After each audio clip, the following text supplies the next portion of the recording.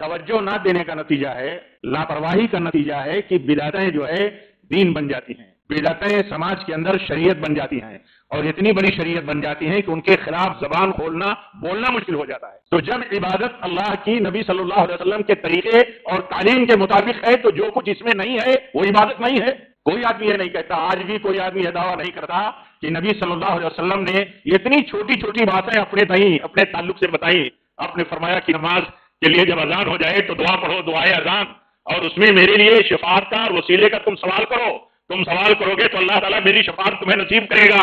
یہ اتنی باتیں آپ نے بتائی اتنی اہم بات یہ بتائی کہ آپ نے فرمایا مجھ پر درود بھیجو، جو مجھ پر درود بھیجتا ہے اللہ تعالیٰ اس پر 10 رحمتیں نازل فرماتا ہے۔ اور اتنا بڑا مسئلہ آپ نے چھوڑ دیا کہ میرا جب وہ یوم ولادت آئے، میرا میلاد کا جب دن آئے تو تم جشن منانا اور عید منانا، اس کو چھوڑ دیا آپ نے۔ ایک ہوش و حواس رکھنے والا آدمی اور دین کو سمجھنے والا، دین پر چلنے کا فکر مند آدمی اس اصول سے کہ دین اللہ کا، بندگی اللہ کی، طریقہ اللہ کے رسول کا صلی اللہ علیہ وسلم، تو یہ بات جب ذہن میں اچھے سے رہتی ہے تو کہیں آدمی بھٹکتا نہیں، نہ اسے بھٹکایا جا سکتا ہے۔ دونوں بات نہیں ہو سکتی ہے، آدمی بھٹکے گا بھی نہیں اور اسے بھٹکایا بھی نہیں جا سکتا۔ ان سے اگر آپ پوچھیں یا آپ کو اپلائی کریں، آپ کو قائل کرنا چاہیں کہ اللہ کے نبی صلی اللہ علیہ وسلم نے چھوٹی چھوٹی باتیں بتائی ہیں، چھوٹی چھوٹی باتیں عمل کر کے آپ نے دکھایا ہے۔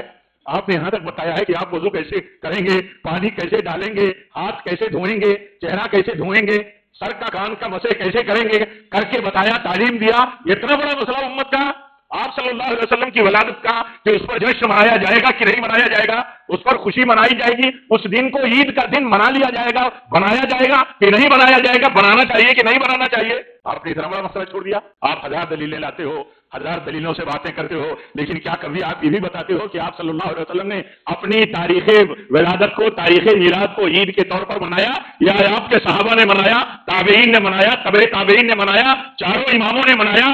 کسی نے نہیں۔ خیر القرون میں اس چیز کا وجود نہیں۔ 4 صدی ہجری میں ایک فاطمی شیعہ عبید کے حکومت میں یہ سلسلہ شروع ہوا۔ یہ سب تاریخ میں موجود ہے، سب کے نزدیک موجود ہے۔ دلیل وہاں سے نہیں جب ملے گی تو آدمی کہیں سے لاتا ہے۔ جب کوئی طریقہ آدمی بنا لیتا ہے، کیسے کسی آدمی کی کوئی عادت ہوتی ہے، کوئی غلطی ہوتی ہے تو اس کو صحیح کرنے کے لیے 10 باتیں بناتا ہے، ایسے ہی 10 باتیں بنائی جاتی ہیں۔ تو ذہن میں کیا رکھنا ہے؟